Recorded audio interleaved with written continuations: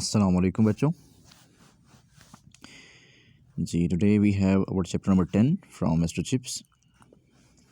इसको स्टार्ट करते हैं आज।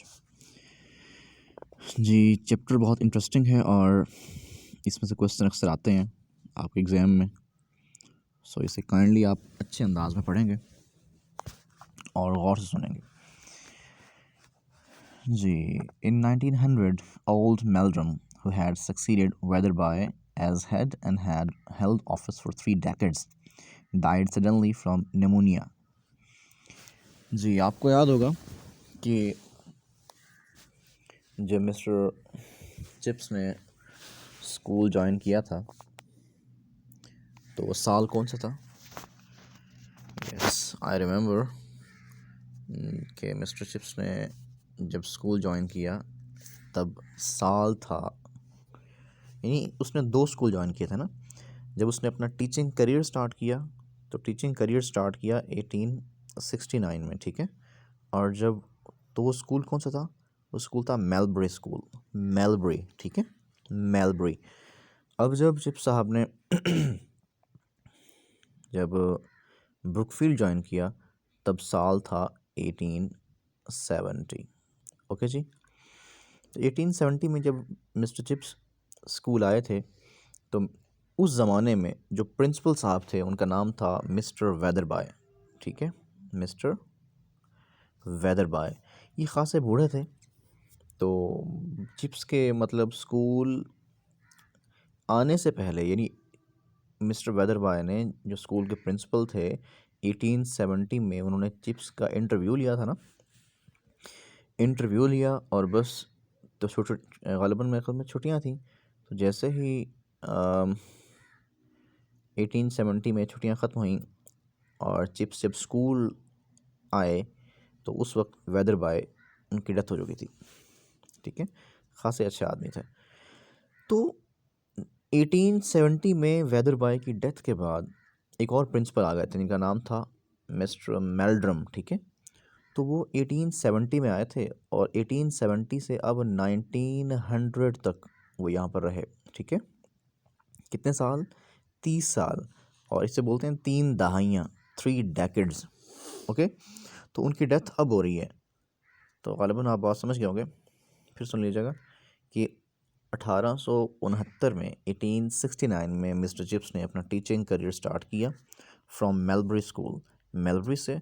और फिर 1870 में वो ब्रुकफील्ड में आ गए। 1870 यानी 1870 में जो प्रिंसिपल थे उनका नाम था मिस्टर वेदरबाय, जिनका 1870 में ही जिनका इंतकाल हो गया, जिनकी डेथ हो गई। और 1870 में ही एक और प्रिंसिपल आए थे मिस्टर मेल्ड्रम, ठीक है।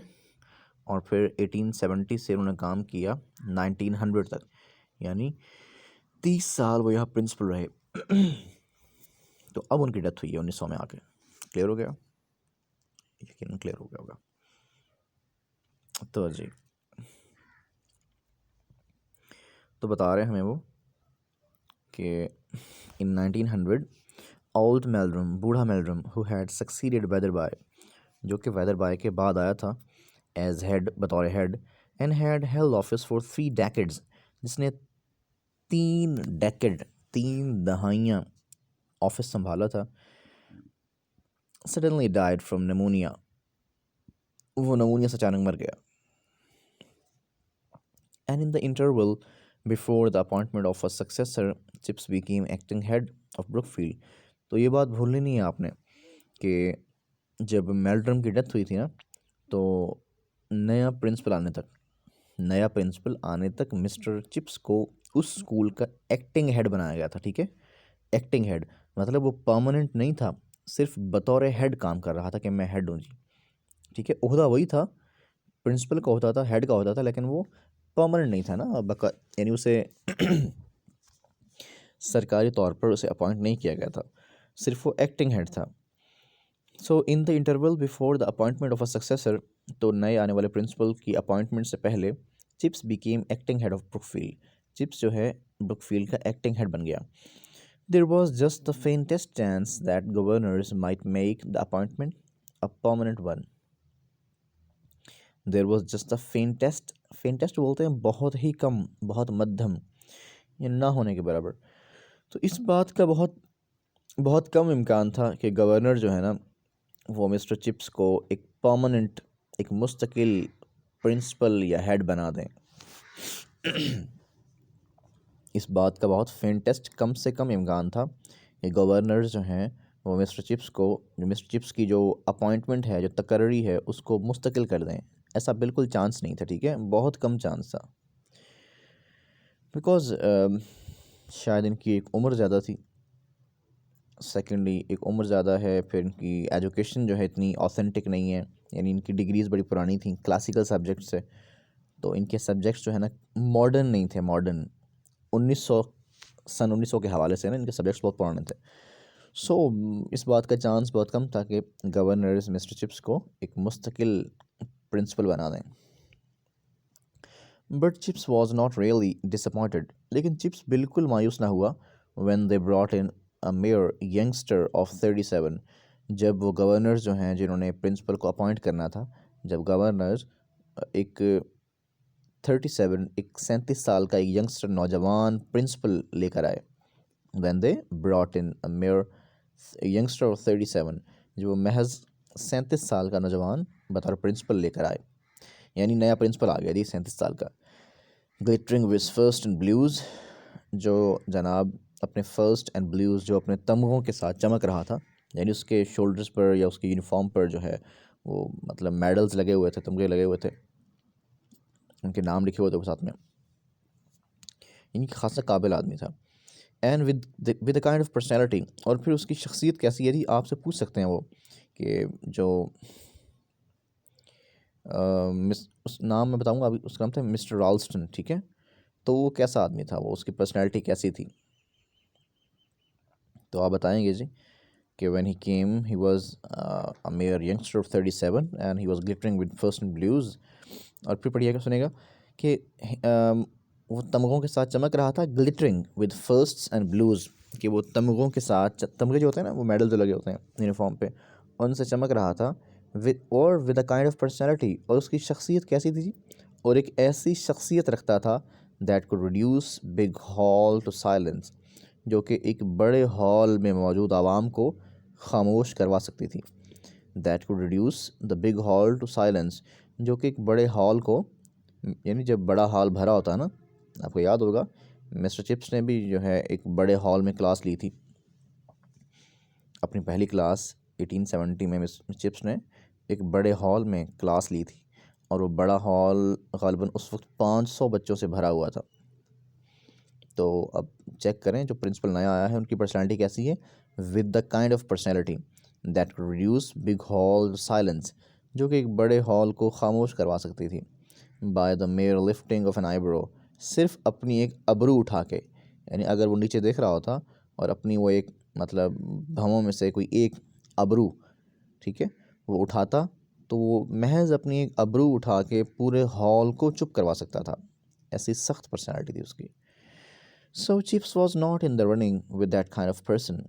और चिप्स भाई was not in the running, chips in the running जैसे नहीं, दौड़ में ना बंदा शामिल होता, दौड़ में मुकाबला कर रहा होता बंदा, तो कहता है भी chips was not in the running, chips मुकाबले में शामिल नहीं था with that kind of person, उस किस्म के बंदे के साथ, यानी उस किस्म के बंदे के साथ चिप्स का कोई मुकाबला नहीं था। He never had been and never would be, उसने मुकाबला ना कभी किया था ना वो कभी करेगा, एंड ही न्यू इट, और वो जानता था। He was an all together milder and less ferocious animal, तो यहाँ पे ना इंसान को एनिमल कहा गया है, यानी वैसे इंसान एनिमल ही है ना, सोशल एनिमल।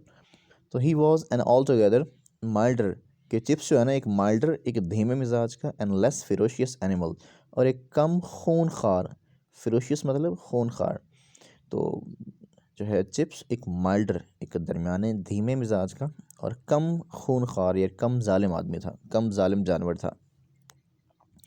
इसका मतलब ये है कि जो रॉल्स्टन था वो ना तो माइल्डर था और ना ही लेस फेरोशियस था, मतलब वो एक स्टर्नर, एक बहुत सख्त मिजाज का बंदा था, और वो फेरोशियस भी था, ठीक है, बहुत जालिम भी था।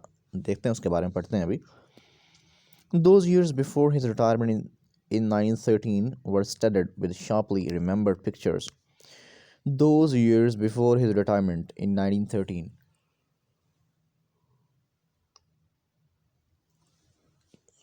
जी 1913 में, ठीक है, अब वो कह रहे हैं 1913 में बिफोर हिज रिटायरमेंट, उसकी रिटायरमेंट से पहले, 1913 में उसकी रिटायरमेंट से पहले के दोज ईयर्स, वो साल, यानी उसने शायद रिटायर होना है जी 1913 में, ठीक है। तो 1913 में उसकी रिटायरमेंट से पहले के साल जो थे ना, जो भी साल थे, यानी 1900 लेकर 1913 तक जो साल थे उसके, were studied with sharply remembered pictures. वो वर स्टडीड, वो पुर थे, वो डेकोरेटेड, वर फर्निश्ड, वो सजे हुए थे, वर ऑर्नेटेड, वो जो 1913 से पहले के साल थे ना, वो सजे हुए थे विद शार्पली रिमेंबर्ड पिक्चर, बहुत ज़बरदस्त और तस्वराती तस्वीरों के साथ। यानी यूँ कहें कि 1913 में उसकी रिटायरमेंट से पहले के जो साल थे वो बहुत खूबसूरत यादों के साथ सजे हुए थे। A May morning, the clang of school bell at an unaccustomed time. एक मे मॉर्निंग, एक मई की सुबह का जिक्र है, यानी एक मई यानी मई के महीने की सुबह के दिन। The clang of school bell at an unaccustomed time, क्या हुआ जी?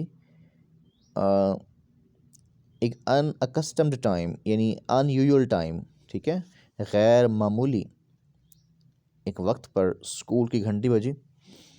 Everyone summoned to assemble in big hall, और हर बंदे को जो है ना बड़े हॉल में जमा होने का हुक्म दिया गया, ये जमा होने के लिए बुलाया गया। रॉल्स्टन द न्यू हेड, रॉल्स्टन जो कि नया हेड था, ये उसी का नाम है जी, रॉल्स्टन जो बताया मैंने आपको, जो 37 साल का जो अभी आया था। न्यू हेड, वेरी पॉन्टिफिकल, बहुत घमंडी था, ठीक है, बहुत प्रिटेंशियस था, बड़ा कॉन्फिडेंट था। तो पॉन्टिफिकल मतलब कॉन्फिडेंट बनता है इसका, या प्रिटेंशियस, या हाई हेडेड, मगरूर। तो राल्स्टन द न्यू हेड, जो नया हेड था, वेरी पॉन्टिफिकल, जो कि बहुत घमंडी था, एंड अवेयर ऑफ हिमसेल्फ, और अपनी इस खूबी, अपनी इस बात से आगाह भी था। Fixing the multitudes with a cold, तो विद अ कोल्ड प्रिसेजिंग सवियरिटी, तो वो क्या, फिक्सिंग द मल्टीट्यूड, उसने पूरे मल्टीट्यूड को, पूरी असेंबली को, पूरे एक ग्रुप को, पूरे क्राउड को फिक्सिंग, वो घूर रहा था या अपनी निगाहें जमाए हुए था, फिक्स किए हुए था। विद अ कोल्ड, बड़ी सर्द महरी से, यानी बड़ी वो एक सफाकी से, बड़ी सर्द महरी से वो पूरे ग्रुप पर अपनी निगाहें जमाए हुए था। और ये जो अंदाज़ है ना, यानी अब किसी ग्रुप के ऊपर अपनी निगाहें जमाना, ये जो अंदाज़ है वो कह रहे हैं प्रीसेजिंग सवेरिटी, और ये बात यानी इस तरह पूरे मल्टीट्यूड के ऊपर अपनी निगाहें फ़िक्स करना जो अमल था, करने का अमल था, ये बात जो है ना ये ज़ाहिर कर रही थी, प्रीसेजिंग, ये बात पेशगोई कर रही थी, सवेरिटी, उसकी सख्ती की, कि वाकई वो बहुत सख्त आदमी होगा। यानी उसका इस अंदाज से लोगों को घूरना, बच्चों को घूरना, उसकी सवेरिटी, उसके मिजाज की सख्ती की प्रीसेजिंग, पेशगोई कर रहा था। तो उसने कहा, you will all be deeply grieve to hear that his majesty King Edward the seventh died this morning. तो आप सब लोग ये जानकर, you will be deeply grieved, बहुत दुखी होंगे आप, टू हेयर, ये जानकर, दैट के हिज मैजेस्टी किंग एडवर्ड, ये जो वर्ड है ना हिज मैजेस्टी, ये हम लगाते हैं एहतराम के लिए, बादशाहों के साथ, या ठीक है, जो बहुत बड़े लोग हैं जिन्हें हम इज़्ज़त देना चाह रहे हैं। His majesty King Edward the seventh, यानी ये ऑनर के लिए वर्ड है, ऑनर देने के लिए। किंग एडवर्ड द सेवंथ के, किंग एडवर्ड यानी बादशाह एडवर्ड द सेवंथ, सातवां, हफ्तम, एडवर्ड हफ्तम, डाइड दिस मॉर्निंग, इस सुबह चल बसे, इस सुबह मर गए हैं। There will be no school this afternoon, इस दोपहर को कोई स्कूल क्लास नहीं होगी, बट अ सर्विस, लेकिन इबादत होंगी, will be held in the chapel at 4:30, बल्कि 4:30 बजे स्कूल में जो है इबादत की जाएंगी, दुआएं की जाएंगी। A summer morning on the railway line near Brookfield, तो जनाब अब जिक्र है ब्रुकफील्ड के करीब एक रेलवे लाइन पर एक गर्मियों की सुबह का। The railway man were on strike. Railway वाले जो आदमी थे वो हड़ताल पर थे, ऑन स्ट्राइक, ठीक है। Soldiers were driving the engines. फौजी इंजन चला रहे थे। फौजी यानी वो हड़ताली हड़ताल कर रहे थे ट्रेनों वाले, और फौजी मंगवाए गए थे। फौज आई हुई थी, आर्मी के लोग, और वो इंजन खींच रहे थे, चला रहे थे। Stones had been thrown at the trains. ट्रेनों पर पत्थर मारे गए थे, फेंके गए थे। Brookfield boys were patrolling the lines. तो ब्रुकफील्ड के जो बच्चे थे ना, उनकी ज़िम्मेदारी थी कि वो जो लाइंस हैं, रेलवे लाइंस, उनकी हिफाजत करें, उन पर जाकर गश्त करें। पेट्रोल मतलब गश्त करना। Thinking the whole business great fun. और ये इस सारे काम को बड़ा अच्छा बिज़नेस, ये सारे बिज़नेस को, सारे काम को एक बहुत ज़बरदस्त एक तफरीह समझ रहे थे।